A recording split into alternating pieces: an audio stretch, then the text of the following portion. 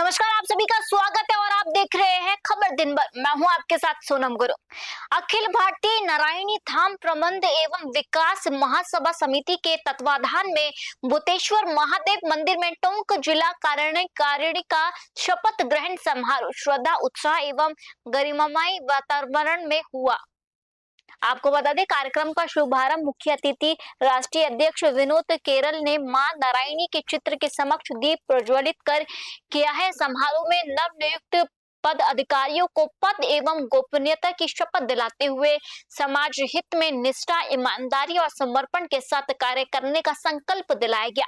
टोंक जिला अध्यक्ष श्यामलाल सेन ने राष्ट्रीय अध्यक्ष का गुलदस्ता भेंट कर स्वागत व अभिनंदन किया। इस दौरान उपस्थित अतिथियों ने अपने संबोधन में समाज की एकता, शिक्षा, युवा सशक्तिकरण और संगठन को मजबूत बनाने पर जोर दिया। उनियारा से राजेश सिंह की रिपोर्ट।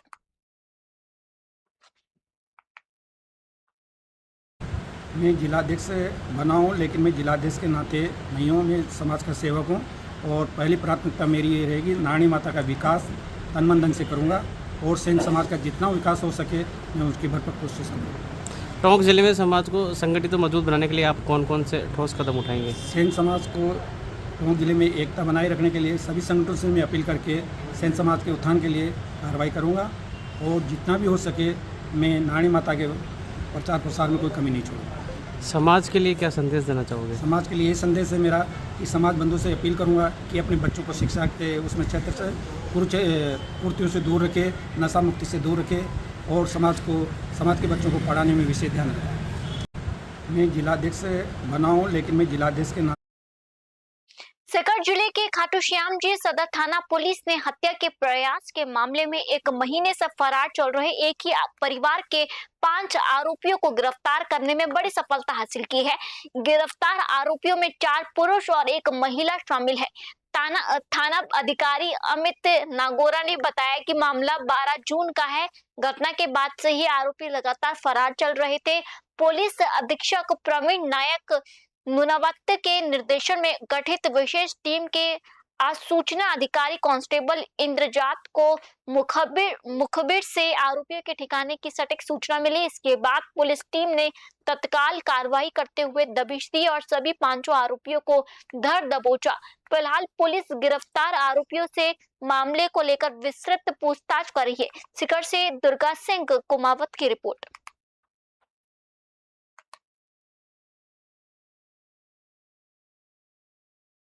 बांसोर क्षेत्र के बलबा का बास गांव में डेंगू का प्रकोप तेजी से पैर पसार रहा है। आपको बता दें, गांव में एक दर्जन से अधिक लोगों के डेंगू की चपेट में आने से ग्रामीणों में दहशत का माहौल बना हुआ है।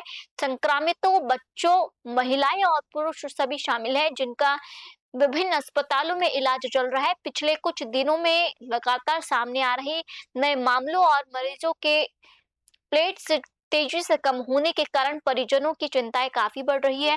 बीमारी के बढ़ते प्रकोप को देखते हुए ग्रामीणों ने प्रशासन और स्वच्छ विभाग से गांव में तुरंत मेडिकल टीम भेजने, बड़े पैमाने पर स्वास्थ्य सर्वे कराने और मच्छरों की रोकथाम के लिए एंटी लार्वा गतिविधियों सहित फॉगिंग करवाने की मांग की है। ग्रामीणों का कहना है कि यदि समय रहते उचित कदम नहीं उठाए गए तो संक्रमण और अधिक फैल सकता है। बांसुर से सतीश शर्मा की रिपोर्ट।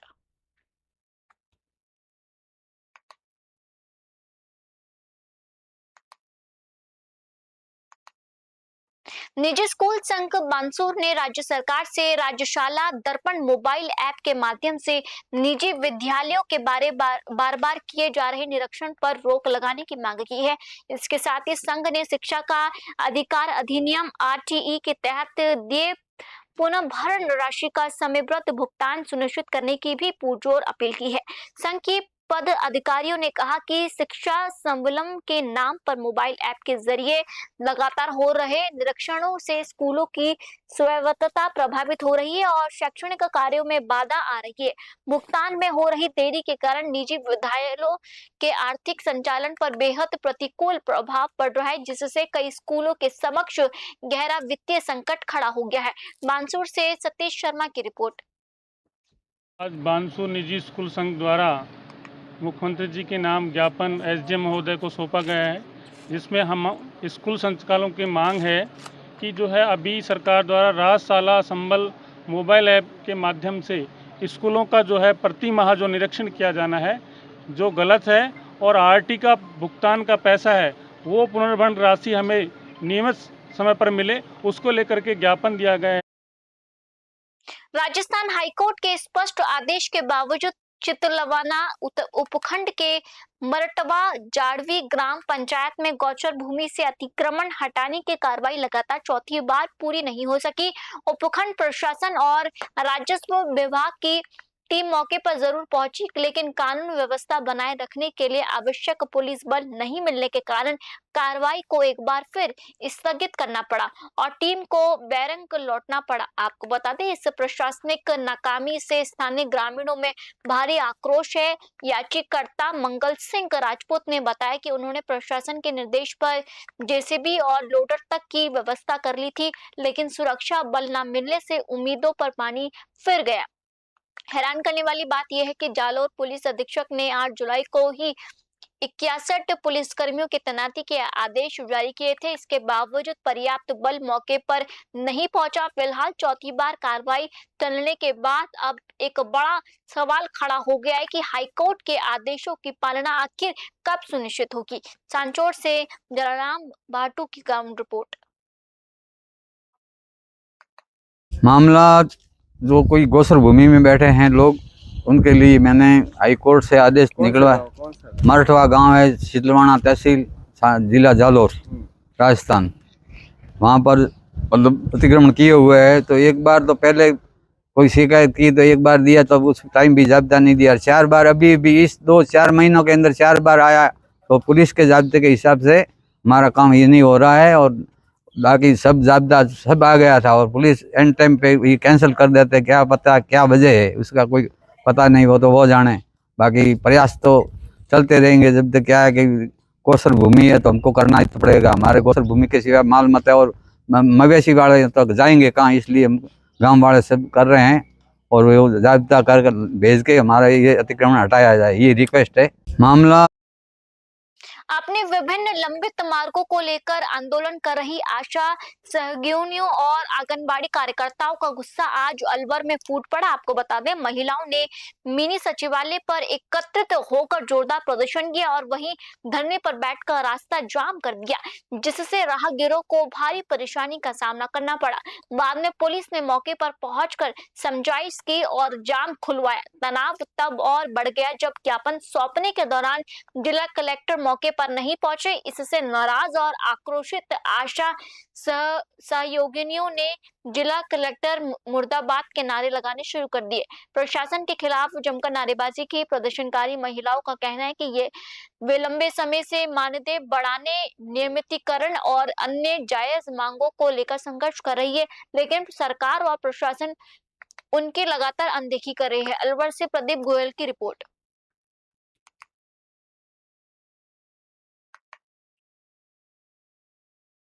चित्तौड़गढ़ जिले के बेंगो उपखंड के ग्राम पंचायत दुर्गार में एक ग्रामीण सेवा शिविर का आयोजन किया गया, जिसमें बड़ी संख्या में ग्रामीणों ने भाग लेकर विभिन्न सरकारी योजनाओं का लाभ उठाया। आपको बता दें, शिविर के दौरान आमजन की समस्याओं की सुनवाई कर उनका मौके पर ही निस्तारण किया गया और पात्र लाभार्थियों को राहत प्रदान की गई।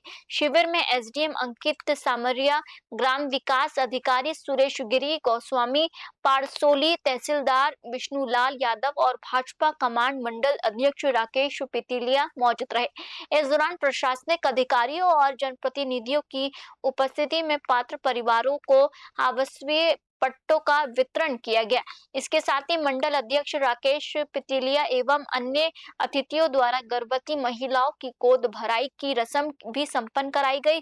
वहीं महिला एवं बाल विकास विभाग की ओर से मातृ एवं शिशु स्वास्थ्य तथा पोषण संबंधी महत्वपूर्ण जानकारियां दी गई। बेगू से मदन मीणा की रिपोर्ट।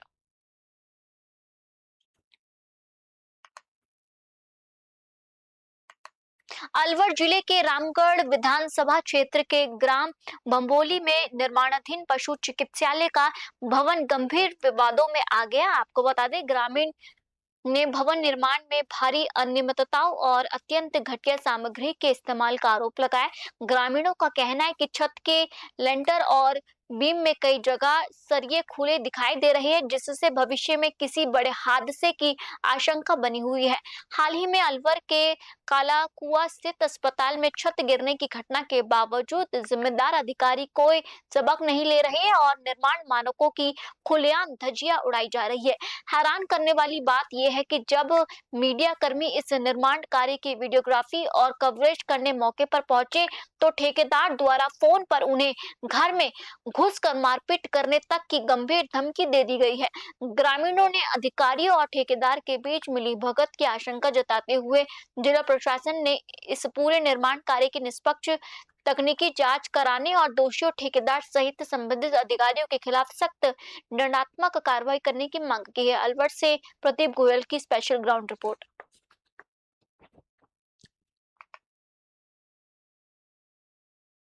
मेरा नाम मुंशी राम है साहब। तो ये जो पशु हॉस्पिटल बन रहा है इसके बारे में कुछ कहोगे? हाँ जी, मैं कहूँगा काम ये चल रहा है, सरकारी अधिकारी आके कोई भी इसको देख सकता है। सरकार को बिल्डिंग गिर गई, इसमें गांव वाले भी मर सकते हैं। डॉक्टर जी ने पूरी कोशिश करी है, इन डॉक्टर जी की कोई नहीं सुनी है। वो ठेकेदार अपने दिमाग से कर रहा है काम ये, तो मतलब ठेकेदार अपनी मनमर्जी चला रहा है? मनमर्जी चला रहा है। मैं हरि सिंह वर्मा, पशुधन प्रसार अधिकारी, पशु चिकित्सालय बमोली। कि ऐसा है जी, ये जो हॉस्पिटल बन रहा है, हमने शुरू से ही इसकी जब नींव खुदाई हो रही थी तभी इन साहब को हमने कंप्लेंट करी, तो नींव दोबारा से खुदवाई गई थी उन्होंने। और बीच बीच में हम इन साहब को फ़ोन करते हैं कि भाई जो मटेरियल लग रहा है उससे ही लगना चाहिए। बीच में यहाँ जो ईंटें आई थी बिल्कुल घटिया क्वालिटी की आई थी।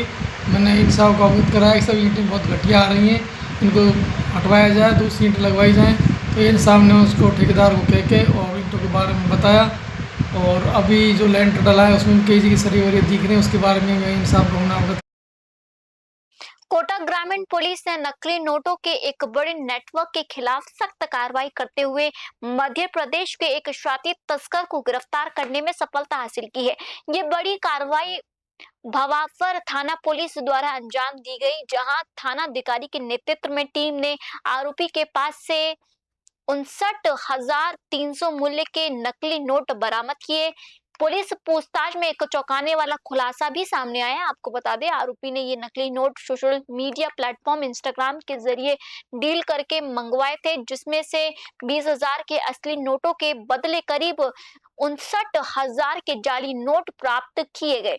आरोपी इन 200 और 100 के नकली नोटों को स्थानीय बाजारों में खपाने की पूरी साजिश रच चुका था, लेकिन इससे पहले कि वह अपने इरादों में कामयाब होता, व्यापार पुलिस थाना ने उसे धर दबोचा। फिलहाल पुलिस आरोपी को हिरासत में लेकर पूछताछ कर रही है। कोटा से सुरेश कुमार पटेरिया की रिपोर्ट।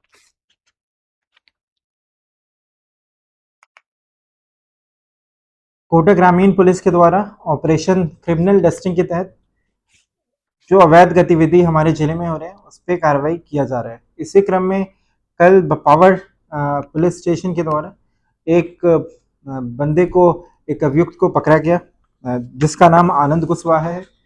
उससे लगभग 59,000 रुपया बरामद हुए। जो नकली नोट 59,000 रुपये टोटल नकली नोट था, उससे जो प्रिलिमिनरी इन्वेस्टिगेशन हुआ है तो उसने बताया जो सोशल मीडिया के माध्यम से उसका एक रवि दोस्त था, उससे वो लेके आया है। पुलिस इसमें फर्दर इंटरोगेट कर रही है। कोटा ग्रामीण पुलिस के द्वारा कोटा ग्रामीण की मोडक थाना पुलिस ने ऑपरेशन रूट क्लियरेंस के तहत एक बड़ी कार्रवाई को अंजाम देते हुए भारी मात्रा में अवैध मादक पदार्थ बरामद किया है।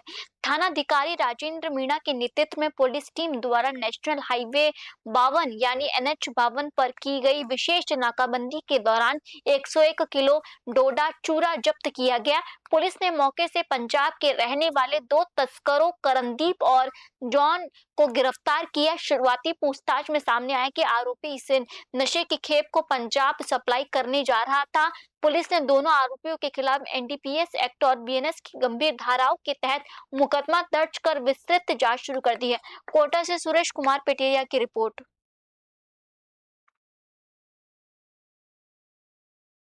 कोटा ग्रामीण पुलिस के द्वारा ऑपरेशन रूट क्लियरेंस चलाया जा रहा है, जिसमें जो हमारे हाईवे हैं, एनी है, उस सब पे किसी तरीके का अवैध तस्करी हो रहा है, उसके खिलाफ कंटिन्यूसली कार्रवाई किया जा रहा है। इसी क्रम में मोडक थाने के द्वारा एक व्हीकल को इंटरसेप्ट किया। उस व्हीकल से 101 केजी डोडा चूरा बरामद हुआ। 2 अक्यूज्ड को भी गिरफ्तार किया, करणदीप सिंह और जॉन विलियम्स। जब इनसे इंटेरोगेशन किया गया है तो ये गरौट साइड से मादक पदार्थ को लाना बता रहे हैं। पुलिस के द्वारा इस पे फर्दर इन्वेस्ट कोटा ग्रामीण की चेचट थाना पुलिस ने मुस्तैदी दिखाते हुए फिल्मी स्टाइल में पीछा कर अवैध अंग्रेजी शराब की एक खेप पकड़ने में बड़ी सफलता हासिल की है। पुलिस द्वारा की गई नाकाबंदी को तोड़कर तेज गति से भाग रही एक हरियाणा नंबर की संदिग्ध कार को पुलिस टीम ने घेराबंदी कर दबोच लिया। आपको बता दें, कार की सघन तलाशी लेने पर उसमें से हरियाणा ब्रांड की 204 बोतलें यानी 17 कार्टन अवैध अंग्रेजी शराब बरामद की गई। पुलिस ने कार्रवाई करते हुए मौके से कार सवार 2 तस्करों जितेंद्र और अरुण को गिरफ्तार किया, जो गुरुग्राम के रहने वाले हैं। कोटा से सुरेश कुमार पटेरिया की रिपोर्ट।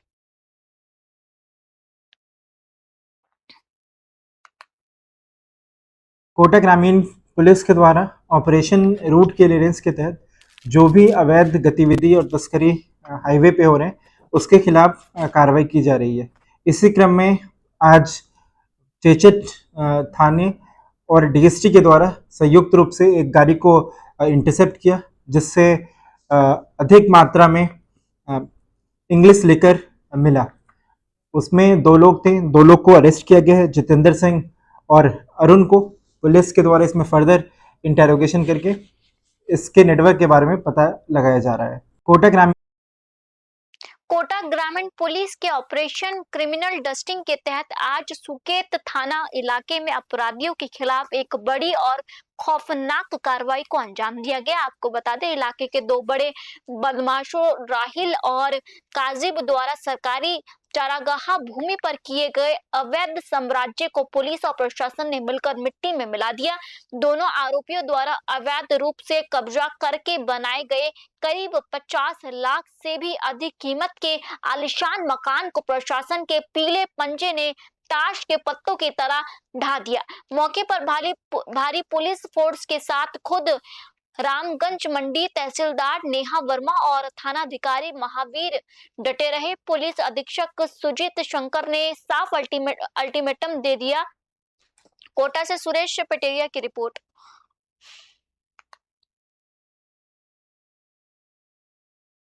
कोटा ग्रामीण पुलिस के द्वारा ऑपरेशन क्रिमिनल डस्टिंग चलाया जा रहा है, जिसके तहत अपराधी यदि किसी तरीके का इंक्रोचमेंट कर रखा है सरकारी ज़मीन पे, तो उस पर पुलिस के द्वारा कार्रवाई कंटिन्यूसली किया जा रहा है। इसी क्रम में आज सुकेत में 2 अपराधी राहिल और कासिब, इन दोनों के खिलाफ सुकेत में कार्रवाई किया गया है। पुलिस से को आमजन से अपील है, जो हमने एक हेल्पलाइन नंबर जारी किया है, उस पर आप अपराधी के बारे में सूचना दे सकते हैं। जो भी इस तरह के अपराधी हैं, जो खासकर नशे में शामिल हैं, नशे को बेचते हैं, समाज को बर्बाद करते हैं, उसके खिलाफ पुलिस के द्वारा उनके प्रॉपर्टी पे कंटिन्यूसली कार्रवाई किया जाएगा।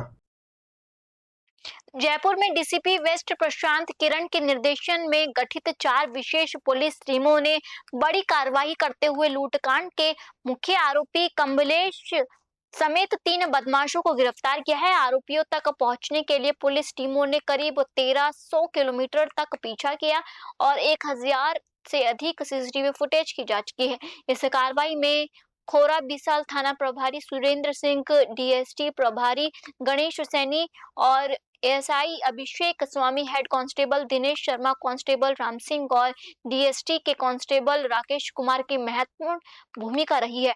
पुलिस ने आरोपियों के कब्जे से लूटे गए जेवरात को गलाकर बनाई गई करीब 7 किलो चांदी की सिल्ली तथा वारदात में प्रयुक्त स्विफ्ट कार भी बरामद की है। मामले में एक अन्य आरोपी जितेंद्र शर्मा भी फरार है, जिसकी गिरफ्तारी के लिए पुलिस की टीमें लगातार संभावित ठिकानों पर दबिश दे रही है।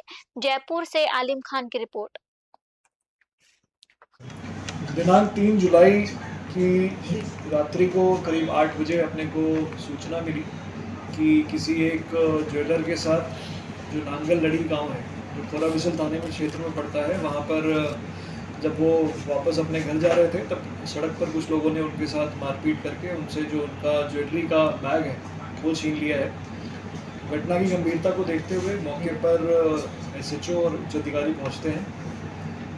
वो जो सड़क नांगल लड़ी गांव से बाहर की तरफ निकलती है, वहाँ पर अंधेरा होने की वजह से लोगों ने वहाँ पर उनके साथ वारदात की थी और वारदात में उनके सर पर और हाथ पर भी चोट आई थी। इस पूरी घटना को जब वहाँ पे और चीज़ों से पता किया गया तो पता चला कि वहाँ पर जो लोग हैं उन्होंने बताया कि ये जो ज्वेलर हैं ये शाम को अपने साथ जो इनके सामान का आर्टिकल होता है, जो सोने या चांदी के आर्टिकल्स होते हैं, उसको साथ लेके घर जाते हैं। इसकी सूचना इन लोगों के पास ऐसा होना सामने आया और उसके बाद इस वारदात का होने का जो इन्होंने वारदात करी।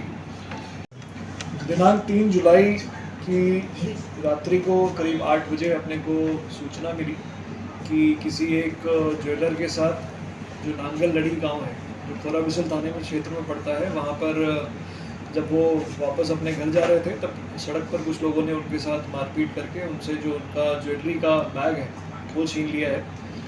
घटना की गंभीरता को देखते हुए मौके पर SHO और उच्च अधिकारी पहुँचते हैं। वो जो सड़क नांगल लड़ी गांव से बाहर की तरफ निकलती है, वहाँ पर अंधेरा होने की वजह से लोगों ने वहाँ पर उनके साथ वारदात की थी और वारदात में उनके सर पर और हाथ पर भी चोट आई थी।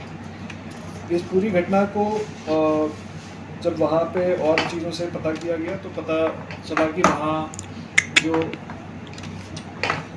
पर जो लोग हैं उन्होंने बताया कि ये जो ज्वेलर हैं ये शाम को अपने साथ जो इनके सामान का आर्टिकल होता है, जो सोने या चांदी के आर्टिकल्स होते हैं, उसको साथ लेके घर जाते हैं। इसकी सूचना इन लोगों के पास ऐसा होना सामने आया और उसके बाद इस वारदात का होने का जो इन्होंने वारदात करी। दिनांक 3 जुलाई की रात्रि को करीब 8 बजे अपने को सूचना मिली कि किसी एक ज्वेलर के साथ जो नांगल लड़ी गांव है जो खोरा बिसल थाने में क्षेत्र में पड़ता है, वहाँ पर जब वो वापस अपने घर जा रहे थे तब सड़क पर कुछ लोगों ने उनके साथ मारपीट करके उनसे जो उनका ज्वेलरी का बैग है वो छीन लिया है। घटना की गंभीरता को देखते हुए मौके पर SHO और जिले के बसवा आदर्श विद्या मंदिर उच्च माध्यमिक विद्यालय के पूर्व छात्र नरेश योगी का JN पद पर चयन होने से विद्यालय और परिवार में खुशी का माहौल है। नरेश योगी ग्राम कालड़ निवासी बाबूलाल योगी के पुत्र है। विद्यालय की वंदना सभा में उनका साफा पहनाकर, माला पहनाकर और मिठाई खिलाकर सम्मान किया गया। इस अवसर पर विद्यालय प्रभारी राम नारायण सैनी ने नरेश के छात्र जीवन को याद करते हुए कहा कि विद्यालय में शिक्षा के साथ संस्कार भी दिए जाते हैं और परिवार व विद्यालय एक दूसरे के पूरक होते हैं। उन्होंने विद्यार्थियों से मेहनत, अनुशासन और उनके अच्छे संस्कारों के साथ आगे बढ़ने का आह्वान किया। कार्यक्रम में आचार्य सुरेश सैनी, छोटेलाल, जगदीश सैनी, संदीप शर्मा, निशा सेन, गुलाबचंद सैनी, संतोष प्रजापत सहित विद्यालय का समस्त स्टाफ उपस्थित रहा। नरेश की सफलता पर सभी ने शुभकामनाएं दी। बसपा से गुमान मीणा की रिपोर्ट। मेरा नाम नरेश कुमार योगी है। मेरे फादर का नाम श्री बाबूलाल जी योगी है। मेरा गांव कालेड़, तहसील बसवा, जिला दौसा जी। मैं एक किसान परिवार का ही बेटा हूँ। हमारे परिवार की भी आर्थिक स्थिति जैसे बाकी परिवार रहते हैं वैसे ही कोई इतनी खास नहीं थी, इतनी अच्छी नहीं थी, लेकिन मेरे पापा शिक्षा में बहुत ज़्यादा बिलीव करते थे, तो इसलिए हम लोगों को मेरे पापा ने एजुकेशन की तरफ ही धकेला और मेरे बड़े भैया को पढ़ाते रहे। हम उस वक्त बहुत छोटे थे, तो मेरे भैया सबसे बड़े होने के नाते वो पढ़ते रहे। फिर 2008 में जब मेरे भैया का सिलेक्शन हुआ तो हमारे परिवार के लिए एजुकेशन के रास्ते और बहुत खुल गए। धीरे धीरे हमारा पूरा परिवार, हम भी धीरे धीरे मेहनत करते रहे। मेरा नाम जयपुर के सीकर रोड स्थित रोड नंबर 14 पर सोमवार शाम एक युवक ने महज करीब 2 किलोमीटर का यू टर्न बचाने के लिए अपनी जान जोखिम में डाल दी। युवक ने तेज रफ्तार वाहनों के बीच अपनी बाइक सड़क के डिवाइडर के ऊपर से पार कर ली। इस दौरान बड़ा हादसा होने की आशंका बनी रही। युवक की ये लापरवाही न केवल उसके लिए बल्कि सड़क पर चल रहे अन्य वाहन चालकों के लिए भी खतरा साबित हो सकती है। यातायात एक्सपर्ट्स का मानना है कि इस तरह की जल्दबाजी और नियमों की अनदेखी कई बार गंभीर सड़क दुर्घटनाओं का कारण बनती है। अक्सर हादसों के बाद प्रशासन और ट्रैफिक पुलिस पर सवाल उठते हैं, जबकि कई घटनाएं लोगों की लापरवाही से होती है। प्रशासन और ट्रैफिक पुलिस ने नागरिकों से अपील की है कि कुछ मिनट बचाने के लिए अपनी और दूसरों की जान खतरे में न डालें तथा निर्धारित यू टर्न और यातायात नियमों का पालन करें। जयपुर से राहुल जोशी की रिपोर्ट।